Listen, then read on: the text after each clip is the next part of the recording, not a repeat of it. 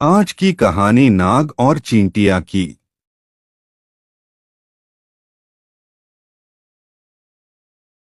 एक जंगल में एक नाग रहता था। वह रोज चिड़ियों के अंडों, छिपकलियों, चूहों, मेंढकों, खरगोश एवं छोटे छोटे जानवरों को खाता रहता था। इस प्रकार छोटे छोटे जीवों को खाकर दिन भर सुस्त पड़ा रहता। कुछ दिनों में ही वह काफी लंबा मोटा हो गया।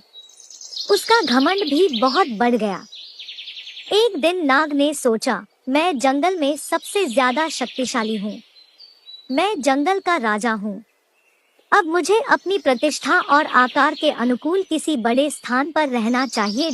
यह सोचकर उसने अपने रहने के लिए विशाल पेड़ का चुनाव किया। पेड़ के पास चींटियों का एक बिल था। वहाँ ढेर सारे मिट्टी के छोटे छोटे कण जमा थे। नाग ने कहा, यह बवाल मुझे पसंद नहीं।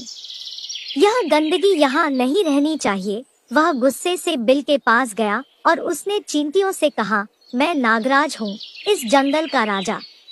मैं आदेश देता हूँ कि जल्द से जल्द इस कूड़े को यहाँ से हटाओ और चलती बनो। नागराज को देखकर अन्य जानवर थर-थर कांपने लगे, पर नन्ही चींटियों पर उसकी धौंस का कोई असर नहीं पड़ा। अब नाग का गुस्सा बहुत बढ़ गया। उसने अपनी पूंछ से बिल पर कोड़े की तरह जोर से प्रहार किया। इससे चींटियों को बहुत क्रोध आया। क्षण भर में 1000 चींटियां बिल से निकलकर बाहर आ गई।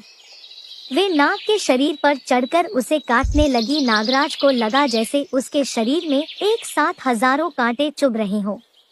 वह असह्य वेदना से विह्वल हो उठा। असंख्य चींटियों से वह घिर गया था। उनसे छुटकारा पाने के लिए वह छटपटाने लगा, मगर इससे कोई फायदा नहीं हुआ।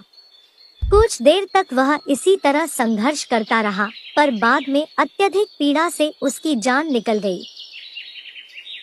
शिक्षा किसी को छोटा नहीं समझना चाहिए। व्यर्थ के घमंड से विनाश हो जाता है।